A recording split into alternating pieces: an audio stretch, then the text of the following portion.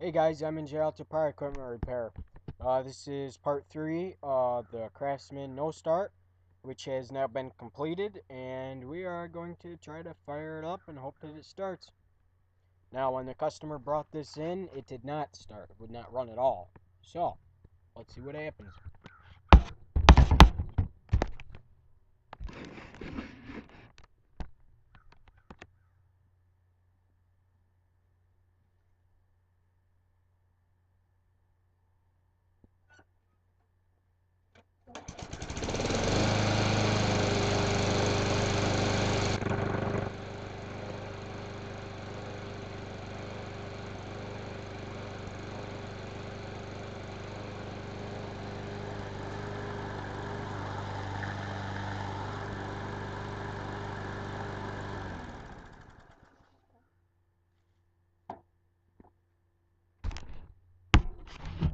Well, there you have it. A little bit of carburetor cleaning and a carburetor rebuild kit, and that's what you got. It fired right up. Let's try to fire it up again.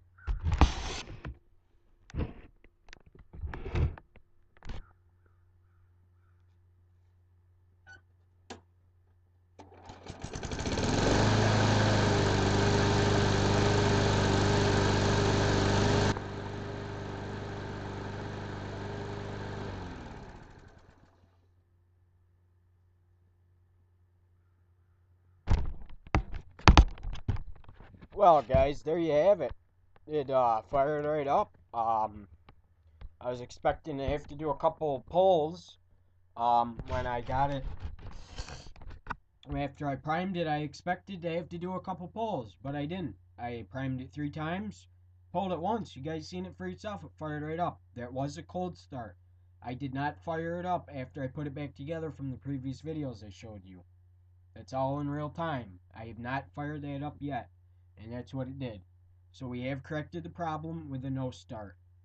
So now all I gotta do is call the customer and get it out of here. So guys, be sure to subscribe to my channel. I plan on making a lot more videos.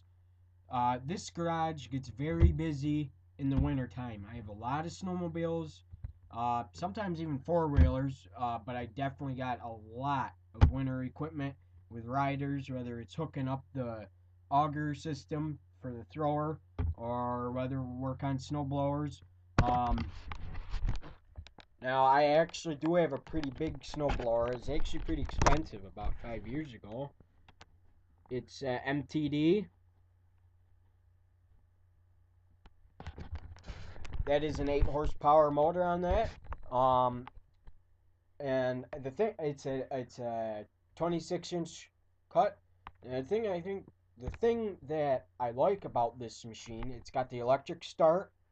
Um, and it's very easy to move. It's got the drive control system.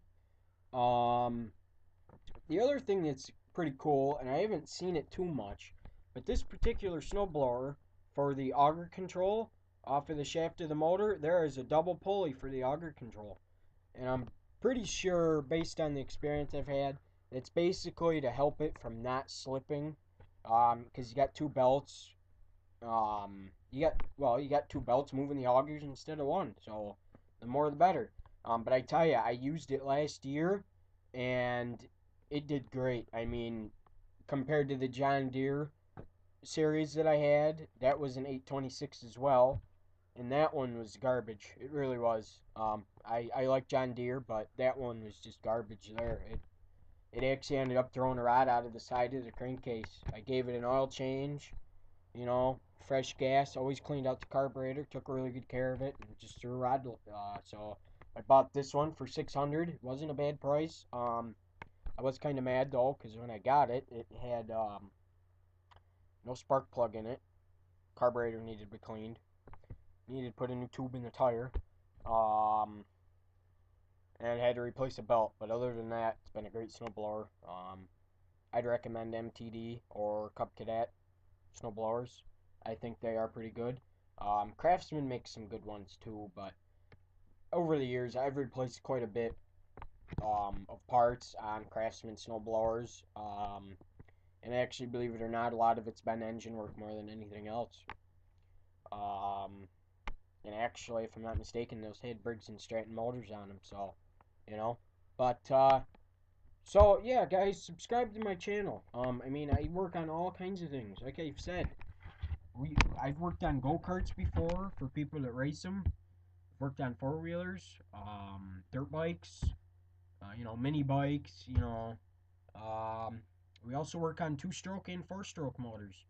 A lot of garages don't work on two-stroke motors. Things like leaf blowers and weed eaters and